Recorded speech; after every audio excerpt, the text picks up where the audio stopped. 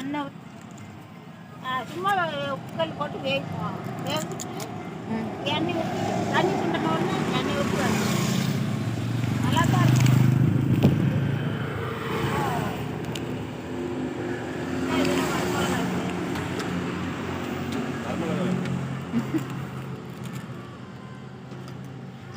அந்த பச்சை மிளகா நாங்கள் குழம்புக்கு எப்படி எதுவுமே போட்டுக்க மாட்டோம். அதனால எடுத்தே வைக்கிறது இல்லை. வாங்கிட்டு வந்தால் அப்படியே வணக்கி கடையில் இது உங்கள் வீடாங்கம்மா? வாங்கிட்டு வந்தாலும் இங்கே நம்ம 2 நாளைக்கு இருந்தால் வாடி போயிடுது. அப்போ அப்போ கடையில் வாங்கி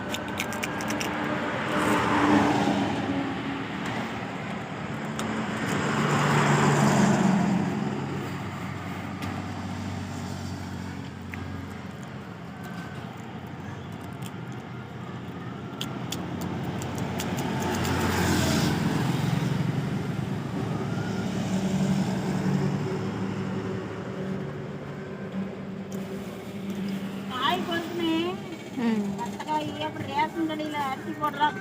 கோழி இருக்குது. அப்புறம் இல்லைன்னு விட்டாங்களா அப்புறம் ஒரு மாதத்துக்கு வெளியில் தான் வாங்கணுங்க. அப்புறம் 6 கொடுக்குறோம். 10 ரூபா அப்போலாம் ரேஷன் அரிசி 10 ரூபா கொடுக்குறோம். முன்ன 5 ரூபாய்க்கு கொடுத்தாங்க, 6 ரூபா பண்ணாங்க, 10 ரூபா. என்னைக்கு ரோடு போட்டாங்களா அந்த ரோடு அவங்க எல்லாம் இந்த ரேஷன் அரிசி வாங்கி தின்னாங்களா, ஆக்கி தின்னாங்களா, 10 ரூபா பண்ணிட்டாங்க. 10 ரூபா எங்களுக்கு 20 கிலோ வாங்குவோம். அது இல்லாத ஒரு 15 கிலோ 150 ரூபாய்க்கு வாங்குவோம் ஒரு மாதத்துக்கு கோழிக்கு. அப்புறம் போவாட்டி போனால் போடுறீங்க, போவாட்டி போனால் இல்லைன்னுட்டு அப்புறம் எங்கே போகிறதா. டெய்லியுமே இந்த கடை இருக்குமாங்கம்மா? பால் எடுத்தா இந்த சொம்பு 5 ரூபா,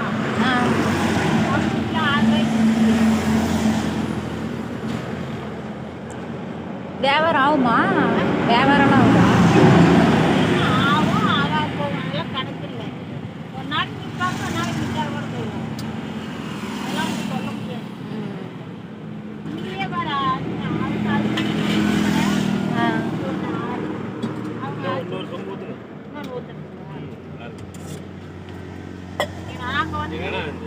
செடி பச்சை மிளகா இருந்துச்சுன்னா பரவாயில்லன்னு பார்த்தேன். இல்லைம்மா, செடி பச்சை மிளகா இல்லை. செடி இப்போ 4 செடி வச்சிருக்கிறோம் தான். சின்ன செடியாக இருக்கு.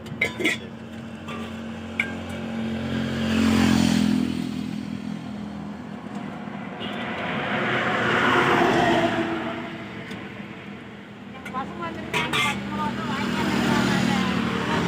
அடிச்சிருக்கலாம். அதெல்லாம் நேற்று வரைக்குள்ள எல்லாம்